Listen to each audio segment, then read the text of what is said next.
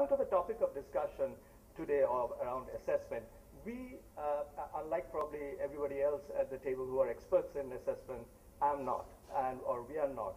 We are the users. We look at assessment as a very important part, and that's why we are very excited about this GMC MCRIL tool that is coming out, because there is nothing like that today. It is very difficult for a funder or a donor to objectively rank which is a better investment opportunity and which is not. And so for us, in the absence of, while we wait for something like this to come on stream, what we have done is to use assessment of learning level changes in the initiatives that we fund as a very key element in determining what we fund, how long we fund, and how do we differentiate amongst the different aspects of it. So basic question would be, why do we want to get into this funding area? I think a couple of quotes from yesterday were very close to our heart. I think Nitin was saying that measurement builds accountability. Or as I think Bala was saying, it's all about inputs, and who cares about the outputs? We don't talk about it. So those are exactly, some of these things might sound very basic, but when we have found that when we have talked to various organizations who want funding, who have approached us for funds, these are something which if you press a little bit more and say, okay, everybody says, yes, we want to measure, but do you have data? And essentially they would say, I think yesterday Bob was saying, hold on, let us get back to you on that one. It's a very much of that approach. So therefore what we have done is to insist on sort of third-party independent assessment of almost all projects that we fund, and we have enlisted organizations, some of them like Educational Initiatives, EQFI, Indus Learning, and others that are coming on stream in this area. So if I step back and say, what is the primary goal? So the primary goal is to improve the quality of learning of both the individual child as well as the broader institutional or the systemic level that we try to influence. For each child, we would like to, at the least, help him or her reach the grade-specific, age-relevant learning standards. Sounds very basic, but might not sound very transformational. But most of the organizations, or the schools, or the educational institutions that we work, most of them show a large number of students way behind in their grades. So it could be one grade to multiple grades behind. But they're physically in a class, they're way behind. So we ask our assessment agencies that we work with to really help us measure two things. One is, where is an individual child vis-a-vis his or her expected grade level competencies? Where is he or she at? Behind one, behind two, behind three grades? Because knowing that influences what type of intervention and how they are designed. That's the absolute measurement of where that child falls in that spectrum. And the second thing we ask them to measure is, how is the program, how's the needle moving on the program? So starting with the baseline, how is it moving every time the external agency goes and measures? Is there a movement? And we sort of look at it as a relative. So the combination of these two, I think, helps us to understand how well is this program running and how well it is working.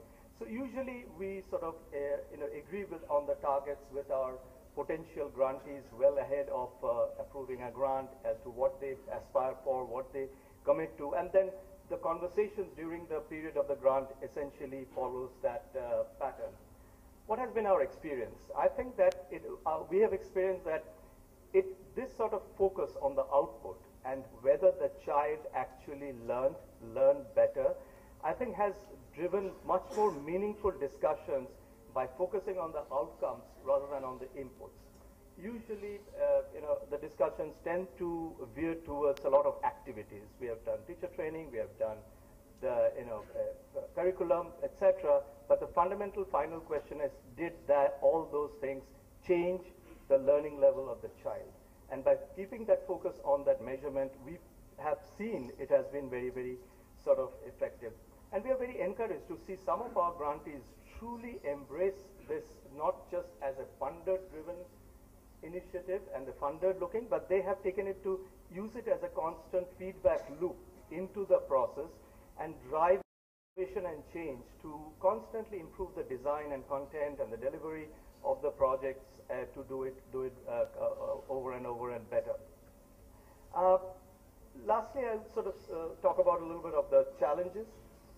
I think the biggest challenge we find is absence of a standardized test for vernacular and state boards, something akin to say, the asset test, which is mostly available to the English medium, and some of our grantees who are in the English medium schools, they're using asset. But when it comes to vernacular, we don't have a easily standard applicable tool that we can use consistently, and it has got a lot of challenges which I'll not get into, but that's a very major challenge in terms of.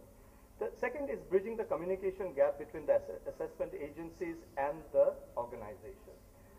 The assessment agencies talk in terms of competencies. The grantees and the organization often talks about class results, etc., which are maybe driven by rote learning, rote sort of examination. Both we don't take a judgmental view over here, but it is very important that the two connect, but otherwise, the benefit of this is lost. Third challenge is the cost. Today, because this is something at a very individual, tailored assessment for each program, each region, each language, the transaction cost is very high. What we would like to see more and more is that the transaction cost comes to a much lower one, where it is really affordable by the section of the society which is we are using for. And then last one is the acceptability. The acceptability of external assessment by various stakeholders. So, for example, for the government, when most of the time they don't want to talk about it. Many times these assessments have to be done a little bit under the radar screen because in the government school interventions, because the government would say, who gave you the permission to do such things in our school? So these are the challenges because the acceptability of this is pretty low. But I think what we have, as we sort of step back and say, we are not an expert in this area. But what we do believe in, what is non-negotiable for a grant maker, a funder like us, is we will connect the funding decision to the final outcome, measurable outcome of children that are being targeted. That is non-negotiable. How we achieve that, we are open to new ideas. We are looking forward excitedly to tools like this GMC MCRIL tool. But end of the day, I think we want to make sure that we are making wise decisions when it comes to putting our foundation in funds in driving the improvement in children's learning. Thank you.